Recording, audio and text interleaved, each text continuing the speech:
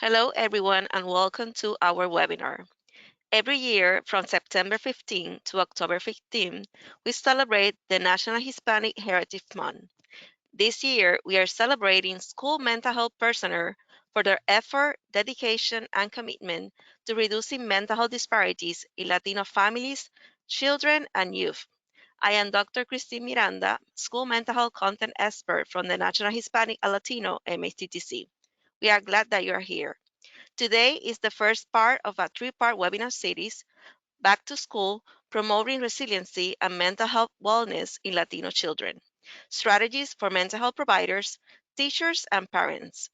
This webinar series will examine the impact of COVID-19 on Latino students' mental health, discuss strategies to boost resiliency and improve mental health wellness, and create a plan to deal with unprecedented future situations like the pandemic. Our speaker is Diane Arms. She is the director for the Center for Co-occurring Disorders at the Council on Recovery. She was she has dedicated her career to serving the Latino populations in the health field, including mental health and substance use.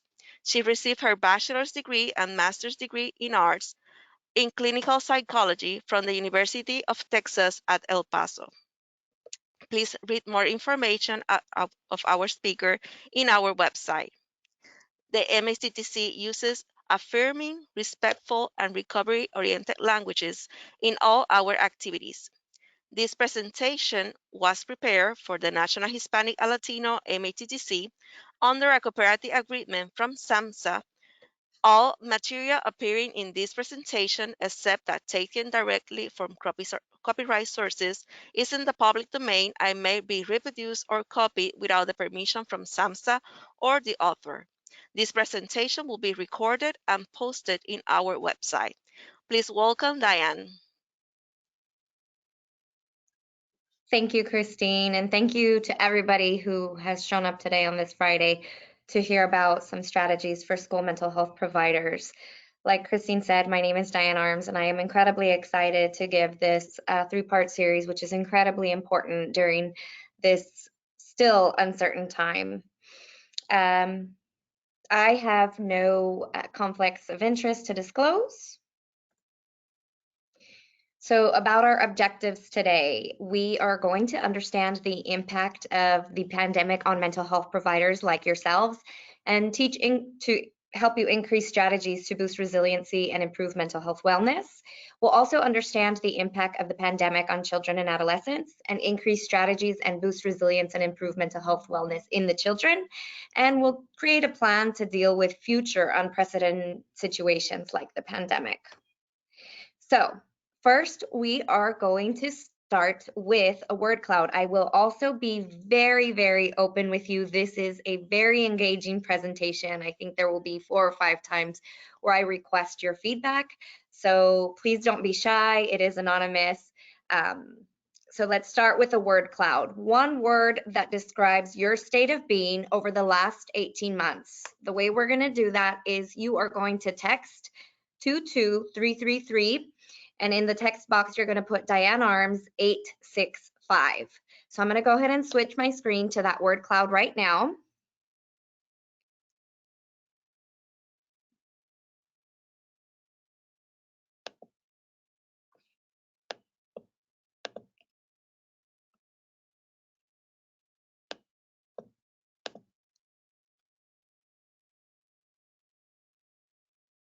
And let's go ahead and hopefully we can get some responses.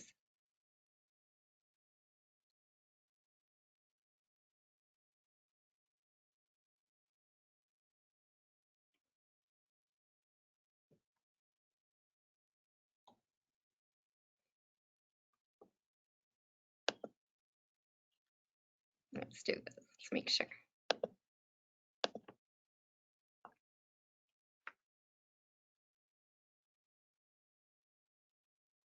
Exhausted, yes. Apathetic. There we go. Some of the ones are coming in. Unpredictable. Overwhelmed. Stressed. Change. Alone.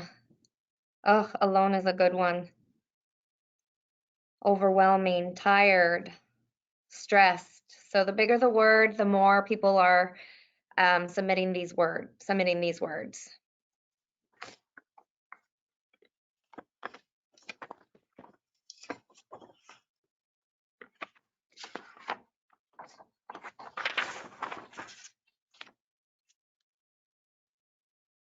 Depleted, numb, burned,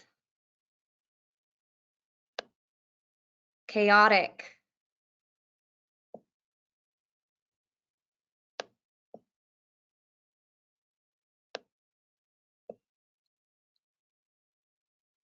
All right. Well, if you take a look at these words, they're all very, very negative in nature. I'm going to switch back to our presentation. Someone wrote us on the question box that they feel lost. Oh, yes, lost.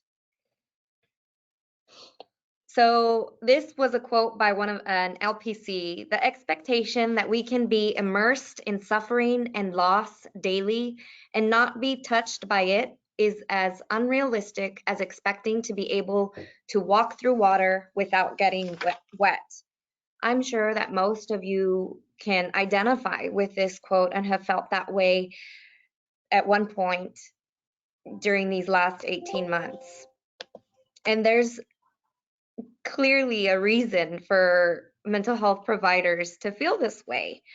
So let's talk a little bit about mental health in the last 18 months. 40%, according to CDC, 40% of adults in the US have been struggling with mental health and substance abuse issues. Rates of depression and anxiety have increased through the roof since 2019.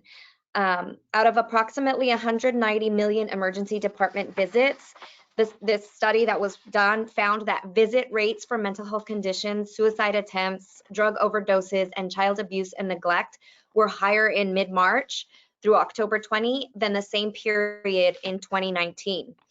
In addition, Mental Health of America reported that 74% of psychotherapists or anybody in the mental health field that they had surveyed were seeing more patients with anxiety disorders than compared to with before the pandemic. 60% of these professionals said that they were seeing more patients with depressive disorders. 30% said that they were seeing more patients overall, making more slots available, staying after work, trying to fit in people during their lunchtime. And the really, really amazing statistic, screenings for anxiety and depression were up 634% and 873% respectively before COVID. So it's no wonder why the word cloud, there were so many words expressed that were negative in nature. You all are feeling this. And not only are you feeling it, but you're expected to help everybody else who's feeling it. So let's talk about mental health provider burnout. In a study done, commissioned by Mental Health America as well, there was 78% of psychiatrists that reported self-burnout within the last 18 months. 90% of college counseling center therapists reported burnout. So that's similar to you all. If you all are in the schools, you're helping children and adolescents, 90% self-reported burnout in college counseling centers. And then 16.1 of the individuals that participated were screened for major depression. So not only are you helping individuals with these issues, but you yourself could be suffering from these issues. And I know this is all information that you already have, but it's good to put it at the forefront. I want to make sure that everybody knows what this picture represents. And if we didn't have such a big crowd, we'd ask somebody to jump in. But I just want to show this picture because I want you all to remember that if there's a crisis in a plane, I mean, and it's pretty true for life in itself. If there's a crisis, You have to put on your oxygen mask first before you put on anybody else's, including children, right? It kind of sounds counterintuitive. You'd want the kid to live, you'd want your family to go on, you'd want, you're in a profession for helping people. I get that. But if you can't help yourself first, then that child, that family member, that individual isn't going to receive the care and help that they need. So this presentation is a little two parts. One, yes, it is. We will talk about Latinos and Latino children, excuse me, and how to help them get through successfully and hopefully unscathed throughout this pandemic. But we also want to talk to you all about remembering self-care. So this is the stage, this is the stages of burnout for anybody, but it becomes particularly relevant in jobs like yours. So of course, in the first stage, you got to mental health services, whether they be in school, whether they be out of school, you got to this stage and you are like job satisfied, you're sustained with energy, you are helping people, you are committed, right? Your creativity on how to help individuals is flourishing. And then came stage 2. Okay, I'm having some irritability, some avoidance of decision making. This was probably a couple months after the pandemic hit. Stage 3, okay, we've been in this pandemic for 6 months. I'm getting tired. I'm restless, I'm sorry. I may be feeling some apathy. I'm potentially denying any issues, saying, oh yes, I love my job. It's so great to be able to help people. Stage 4, you're at burnout. You're obsessing over the problems that your clients are bringing to you. You have chronic headaches, you have GI problems, you're starting to manifest somatic symptoms. This is normal. This is the stage of burnout. And there is nothing wrong with getting to this stage from the fact that we have been dealing with this for 18 months. Naturally, we're supposed to go through a fear or flight situation and immediately our body responds. But 18 months is a really long time to be going through the pandemic, this crisis that we are all dealing with. If not treated, or if not, even acknowledged, stage 5 happens, which is habitual burnout, chronic sadness, chronic mental fatigue, chronic physical fatigue, and depression, which rings true to that statistic that we just read, that about 16% of mental health providers were clinically depressed or diagnosably depressed. And this is a point where we don't want you to get, because we know we need you.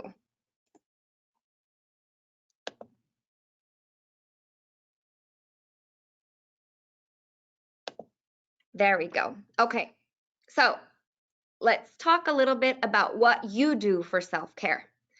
So I'm going to share the web, I'm going to stop this one,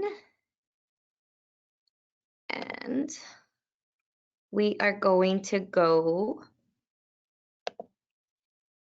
to the next one. What do you do for self-care?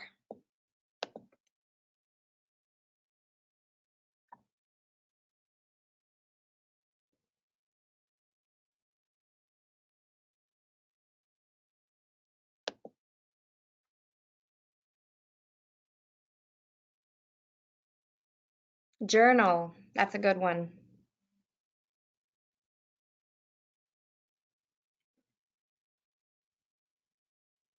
Gardening, oh my goodness, if you can come show me how. Friends and family, walks, dance, painting, therapy. Oh, therapy, that is such a good one. We have to, if we want to destigmatize the field, we have to be confident in ourselves to ask for help when we need it, right?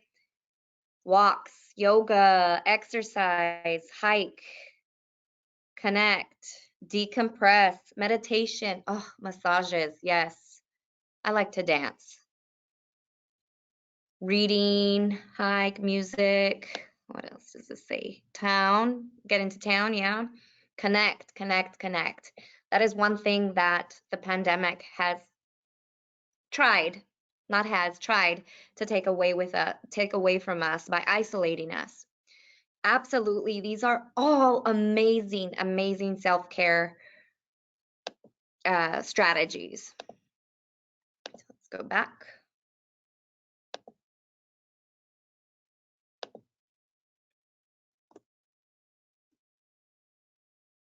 Okay. So let's get to your strategies. So the first thing that we really have to do is we have to know and respect our limitations. By acknowledging our limits, we can recognize when boundaries are being overstepped. And I say that because I know a lot of you all are going above and beyond to help your clients and even your family members. If anybody knows, I mean, my Latino family, I'm in mental health, and my family will be like, "Oh, so I have this one issue." And it's like, "Okay, well, need to talk to a therapist," like I'm not the one. But I know that family and friends, knowing that you're a mental health provider, will come to you. So you got to know and respect your limitations. Refill your tank before really refilling that of others. Like restricting your work hours or making sure that your schedules create space for your personal priorities and your obligations. Um, Put in time to tend to personal needs, even if it is to recharge, binge in Netflix, or whatever it is, any of those self-care activities that we just talked about. The second, or check in with yourself. How are you really feeling today? Pay attention to the initial signs of burnout that we talked about. Once you start getting a little bit irritable, or hey, you know what? I was ruminating on this one issue. Start to be aware of what you are feeling and take action to seek help before the long-term issues take place. Know that your work is valuable, but so are you. Your role, know what your role is, and not in the client provider relationship, but what your role is as an individual, as a human being. Yes, you have that client provider relationship, but that should be, and I know I can say it a million times, but it's very, very hard to keep that in your space setting for work. But if you can create safer and more ethical client provider collaboration where you're holding your clients more responsible, that's ultimately more effective for both parties. The second one is personal restoration. Not only do things that meet basic needs, but bring joy and fulfillment. Yes, the wash needs to get done. Yes, the dishes need to be cleaned. Yes, the dog's poop needs to be picked up.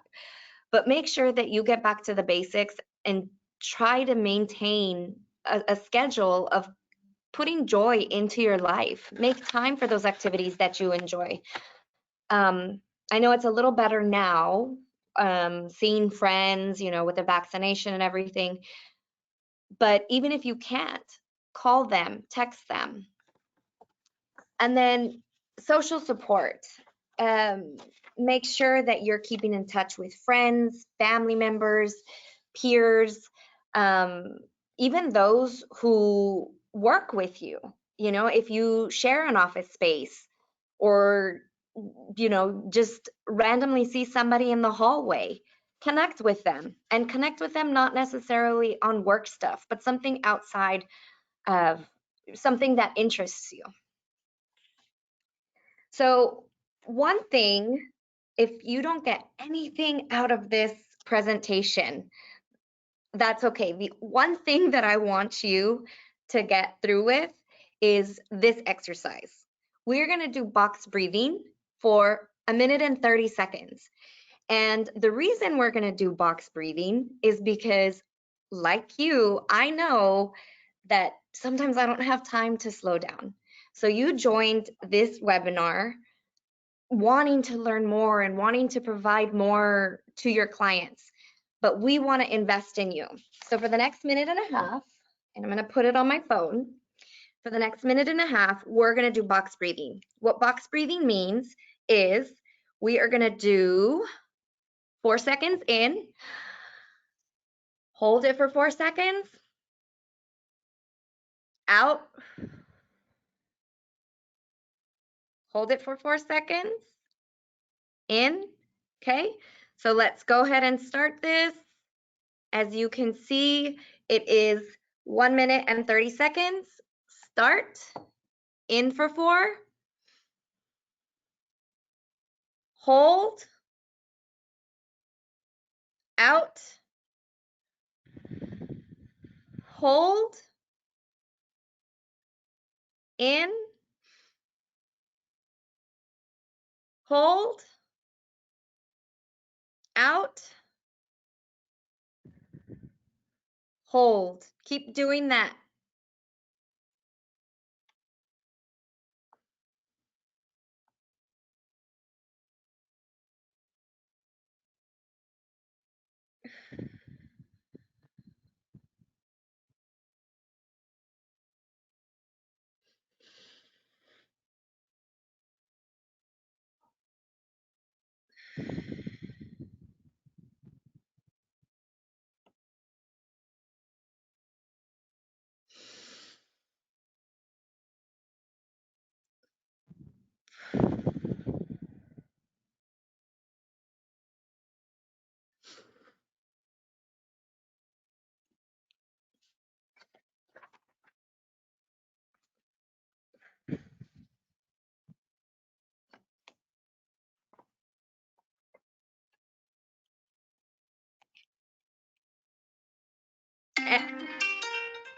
The timer is up. So thank you so much for participating in that. I hope you feel a little bit more alive and well now. So let's skip to Kahoot time. We are going to take a quiz, and the top 3 individuals will get a Starbucks gift card sent to their email. Who doesn't like Starbucks gift cards? I mean, and if you don't, that's okay. But you can give them to somebody you like. So for Kahoot, we are going to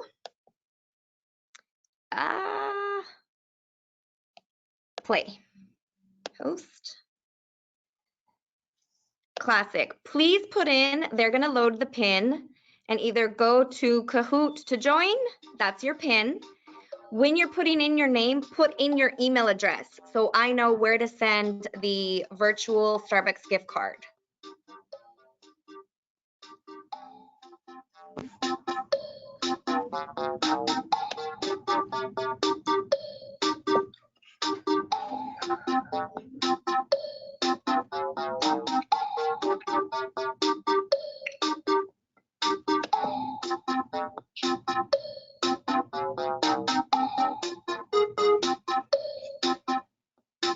Do we have any players yet? Not yet. All right, there we go. We've got some players.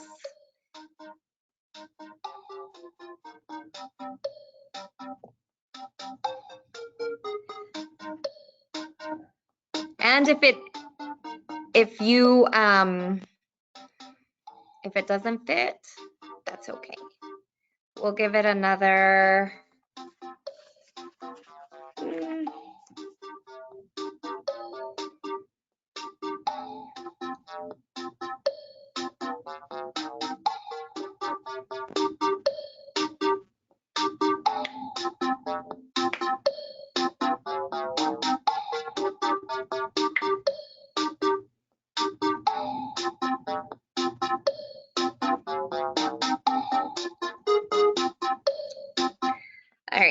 let's go ahead and get started.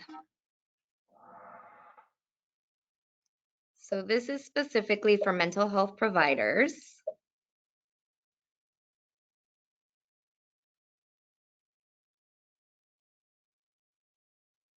Up to what percentage of mental health providers have reported burnout?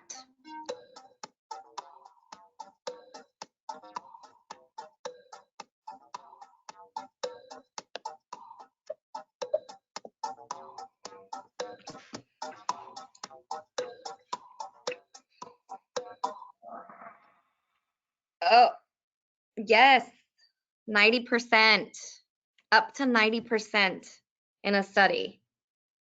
So let's go to the next one. All right. Luisens at Gmail. Okay. And then K Flaherty Dawson. All right. Next, true or false?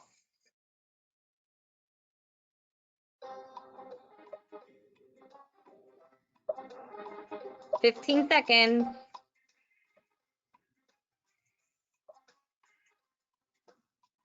Compassion fatigue can lead to cynical attitudes.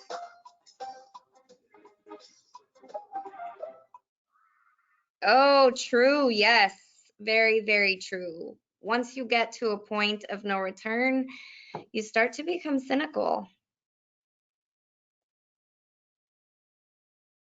Okay, so we still have Eloise. I apologize that I am butchering your name. In first place.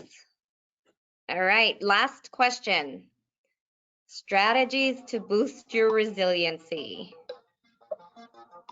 Knowing when to say no, breathing, drinking a bottle of wine a night, or A and B. You have 7 seconds.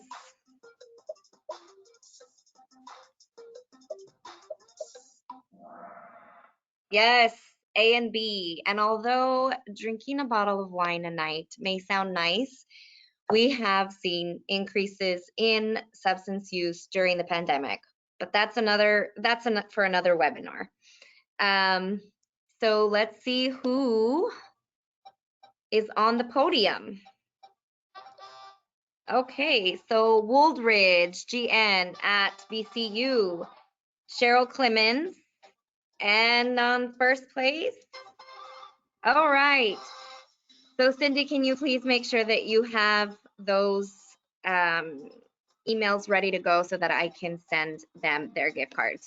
If you didn't win this time, don't give up, because we will have one more chance to win some gift cards. All right. And actually, let's all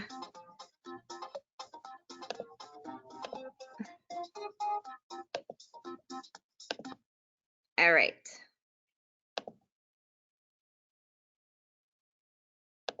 So now what we're going to do is we're actually going to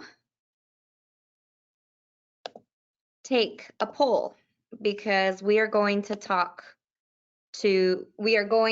about mental health and kids, and I want to know, what ages do you work with? So Cindy, if you could please start the poll. We'll do that right now. Thank you.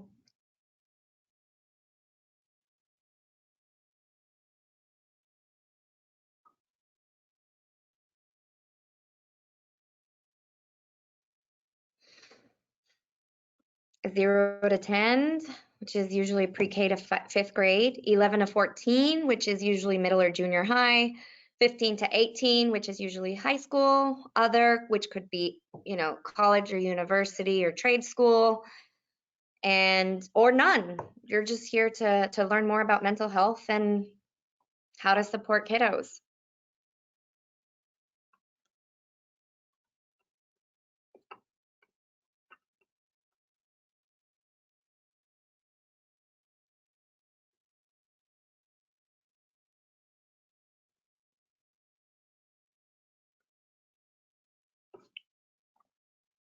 Okay, what does it look like? It is, okay, so okay, Elementary, middle, and high school is what I thought. All right. Our next poll is, do you provide services virtual, in-person, or hybrid? That will make a difference when, we're talking about strategies.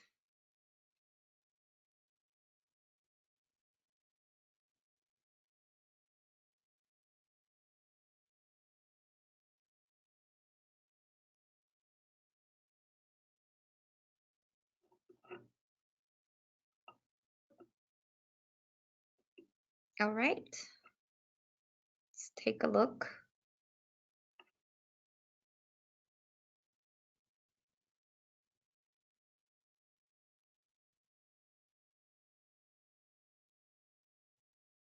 Hybrid for most people. Okay. So hybrid or in person.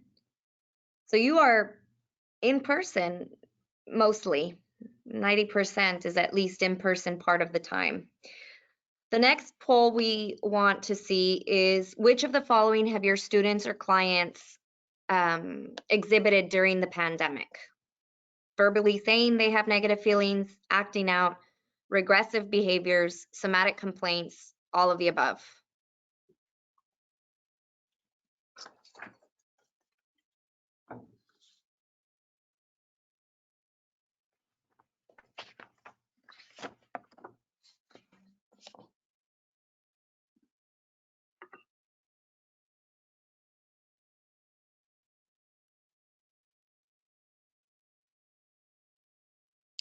All right.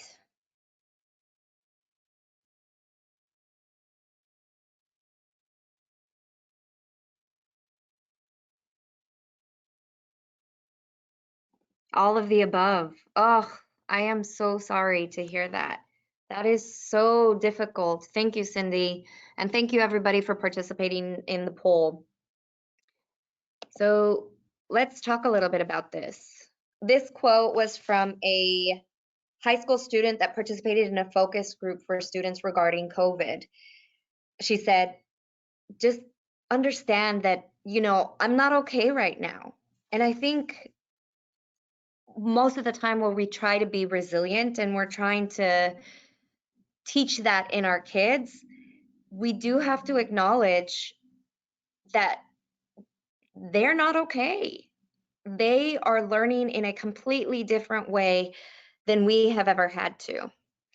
So, impact on children. Mental health issues in children and adolescents have been on the rise regardless for decades, right? So already we were struggling with the system. Studies have shown that because of the pandemic, 3 to 6 year olds have become more clingy, whereas 6 to 18-year-olds have had more inattention and irritability. This is so true. I have an 11-year-old son, and his ability to focus, even now when he's back in school full time, has been completely different from pre-COVID. Stress, happens when we're born. Stress starts showing even before a child is born. So during this pandemic, young children and adolescents, because of the lockdown, have had a greater impact on emotional and social development compared to grown-ups. Like I said, 3 to 6 year olds were more likely to manifest symptoms of clinginess. Older children were more likely to experience inattention, and severe psychological conditions that have increased were irritability, inattention. Children felt uncertain, fearful, isolated, and they had disturbed sleep and nightmares. So a quarter of them increased, a quarter of the study showed that there was an increase in sleep due to worry. And if kids don't get their sleep, of course they're going to be irritable. Of course they're going to be anxious. Another study showed that ER visits increased 31% for mental health reasons from 12 to 17 years of age during the pandemic. 31% of ER visits. This is so sad. And whereas 10% of youth, which was the average pre-COVID, contemplated, seriously considered suicide during the pandemic, they found that up to 25% of young adults were considering suicide. So it is impacting children immensely. But how does it impact Latino children differently? Well, unfortunately, our community has higher levels of being under-resourced. Latinos and Blacks, unfortunately, are dying at a disproportionately high rate of COVID. We have more economic challenges. We're either under or unemployed. There's food insecurity to think about, housing instability, and the mental health of caregivers. In a study done by, actually, sorry, I don't have that reference here. 25% of more of students were disengaged, but half of those that were disengaged were students of color. So it affected school engagement. Parents are overwhelmed. These existing and long-standing inequities in our educational and health systems have been compounded during the current crisis. And it's resulted in issues with access to personal protective equipment, to educational technologies. I don't know if you all saw this, but this was in Salinas, California. And it was a photo of two Latino children using the Wi-Fi outside of a Taco Bell. It's so unfortunate because they were two young girls just looking to do their schoolwork. They couldn't even do their schoolwork at their own home. They had to connect to free Wi-Fi. It's such a disheartening picture. In addition, our Latino children have, because they're under-resourced and, you know, this global economic turn down has really worsened access. Poor and under-resourced children have no, you know, or have lesser sources of income. So that makes them a target for deprivation of nutrition. You know, a lot of schools, and I'm sure your schools stepped up too, provided food for some of these kids, but it took a while. So in those first couple of weeks, these children who would only get 2 warm meals a day were now not getting any meals a day because they weren't going to school and getting those warm meals. Another thing that happened to our Latino kids was that home usually represents a source of safety and security and protection. Well, when parents lose their jobs or they can't go to work and they're not salaried, they're hourly, they become upset, they become frustrated, and these children have become at higher risk of violence. And unfortunately, frustrations of hopelessness and even worse, exploitation. Exploitation, maybe from their family members, maybe from somebody in the community. There have been higher rates of the sex trafficking or trafficking, I'm sorry, trafficking of labor or sex because the family wasn't making any money. So these families have no wages and they have to put the kids to work one way or another. So how to help?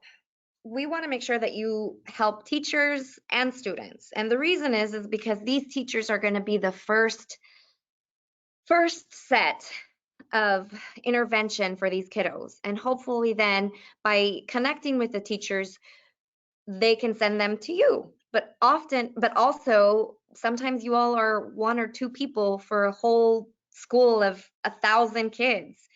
And you're going to need some arms. You're going to need some tentacles to reach out because you're not going to be able to do all this work on your own. So how to help for teachers. And at the end, we'll talk about the next presentation, which will be specifically for teachers and administrators. So invite your teacher friends and your school administrators, and we'll focus on them a little bit more in depth. But for you all to help teachers, connect to them, listen to them, right? That's what most adults want. Most people, even kids, reflect on what they're feeling and reflect on how they want to help, how they feel they can help. Reassure them that you're there, and also teach them coping techniques. Um, for, and you can help these teachers teach these students different things, like being present, having teachers plan purposefully quality time, having teachers learn the breathing techniques, learning the box breathing that we just did, helping teachers generate some acts of kindness that their students can do, having teachers start grateful journals. I think somebody put that in there, that they journal. Have students do it, and write about what they are grateful for. And again, reflect. I think it's important that we acknowledge we have all been through the storm of the last 18 months. So being prepared for the hopefully non-existent next time. Unfortunately, in 2009 to 2012, states cut mental health budgets by 4.3 billion, with a B, billion. If we want to know how to prepare for the next time, we kind of need to know where we're at, or where we came from. By cutting mental health budgets, that's not sustainable for our country. That's not sustainable for the future of America. We need to invest in our kids, and investing in mental health is one of the best ways you can do that. In 2016, HHS, the Health and Human Services Commission, predicted that there would be a demand for 250,000 more mental health workers by 2025 because of the rates of depression surging from 1 in 10 to 4 in 10 adults. So we were already a broken system. When the pandemic hit and you all were forced in this whirlwind of serving now 4 times, 6 times the amount of patients or clients that you were serving, of course the system's going to break. So, ways to prepare: push for telemental health compatibility. As we saw, there is some issues with Wi-Fi and connectivity. We need to start being advocates for our kiddos, our students, our lower income, our under-resourced families. We need to give them the access. So fight for that. If you're going to give out a computer to a child, make sure that it comes with a hotspot or something like that. And I know that schools are strapped with money, but now is the time to really consider this and get other people, like outside organizations, community-based organizations, to help with these types of things. Push for more staff to be trained in psychological support and psychological first aid. You have to have help. We are only so many people, and we are already in a disadvantage because we can only see so many people. You know, there's only so many hours of a day. So if you help teachers get staffed, administrators get trained in psychological support and first aid, you'll have a better chance to reach more kids. Orient teachers, right? Teach them about what mental health looks like, what substance use looks like, how are they regressing. All of you had said that in that slide, all of the above. So it's not always like they're going to be verbal and these kids are going to come out and say, oh, I'm feeling sad. No, oftentimes it's going to be regressive behavior.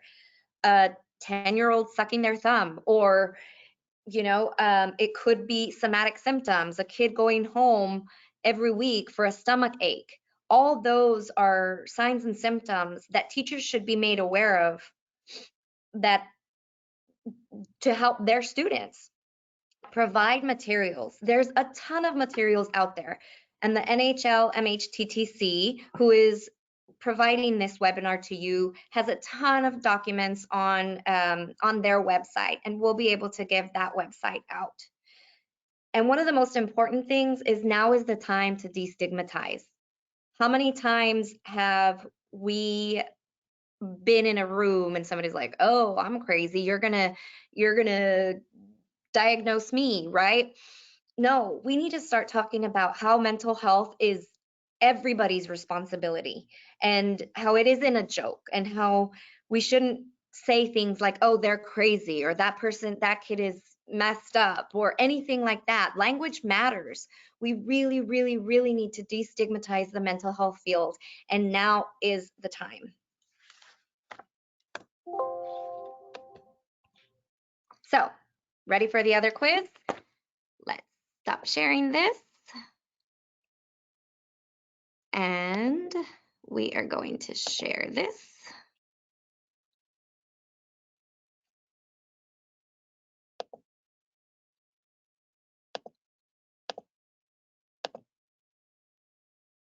Where Kahoot?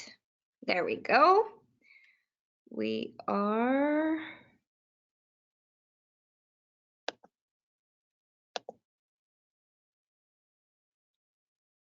play. Coast. All right, so this is going to be a different pin. So make sure you put in the different pin.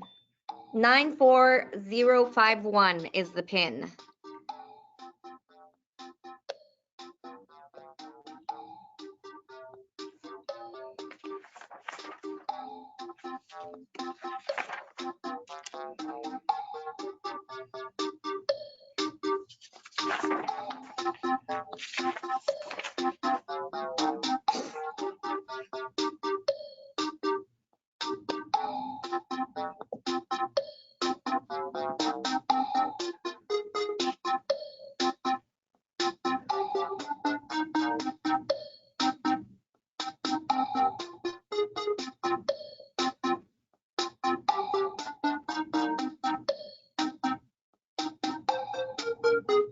And remember, this is for Starbucks gift cards.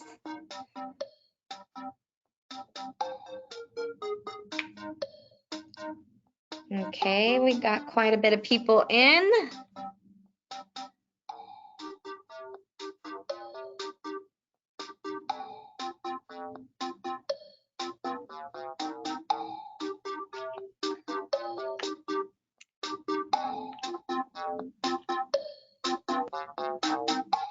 All right, let's go ahead and start. The impact of COVID and Latino children. Quiz. Impact on young children shows up like, and that last one should say all of the above, not all of he above. My bad. Okay, 4 seconds. All right, all of the above, yes. Irritability, inattention, clinginess, it shows up all of the above. And it could be a mix of any of them. All right, here we go. So we have Andrea. Oh, Andrea, you're gonna have to send them an email if it's, 'cause we don't know which Andrea. True or false? During COVID, a study of children and adolescents showed 10% considered suicide.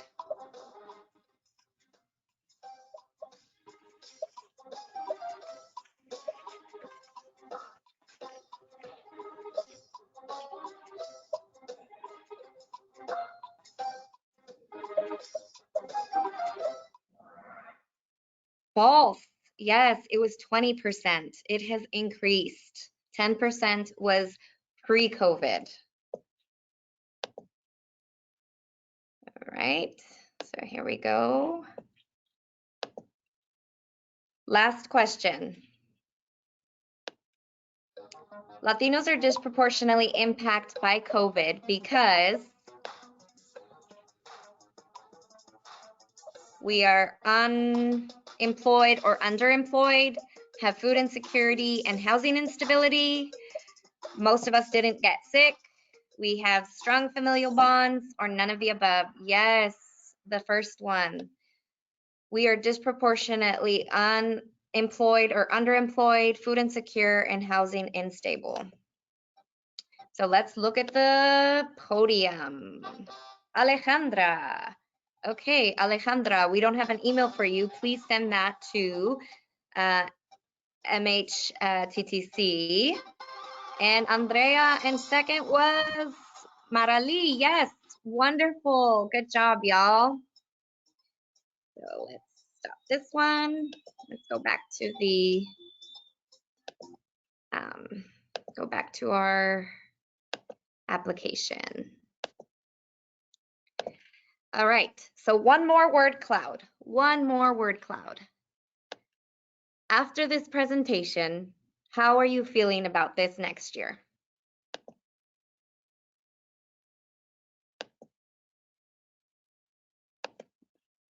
And you are going to, give me 1 second, because I have to activate that one. There we go. Now you can go ahead and submit your responses.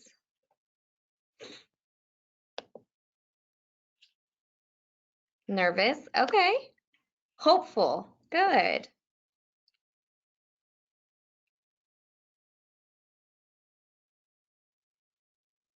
Prepared. Apprehensive, totally fine.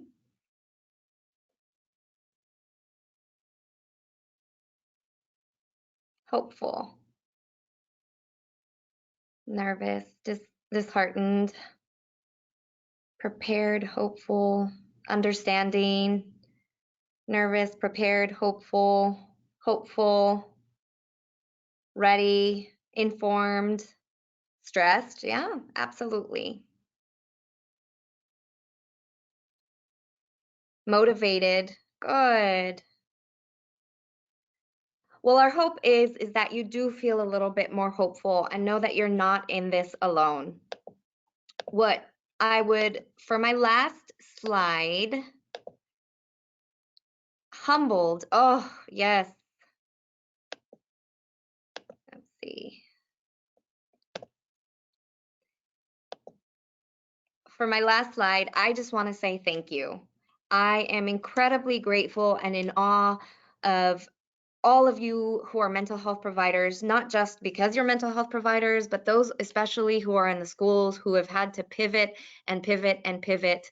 All of you have made the sacrifice to the field, and we are so incredibly grateful. We also want you to know that you're not alone. The National Hispanic and Latino Mental Health Technology Transfer Center is here for you to provide you with trainings, Starbucks, well, I'm going to provide the Starbucks gift cards, but and just resources for you to know that you're not alone. So if you want to connect with me, this is a QR code for LinkedIn. I am on LinkedIn as Diane Arms. I am going to, and here will be the next 2 sessions. We will provide strategies for school personnel, and then the last part of our series on October 8th will be strategies for parents. Cindy or Christine, anything else you want to say? Yes, at the end of the series, you will receive an evaluation. Your opinion is important to us. Please fill out the evaluation form. It only takes a couple of minutes. And thank you, Diane, for an excellent presentation. It was amazing. I learned a ton. I breathe better now. And thank you all for being here. I hope every one of you have a great day. Thank you so much, Christine. Have a wonderful day, everybody. Good luck. Stay strong.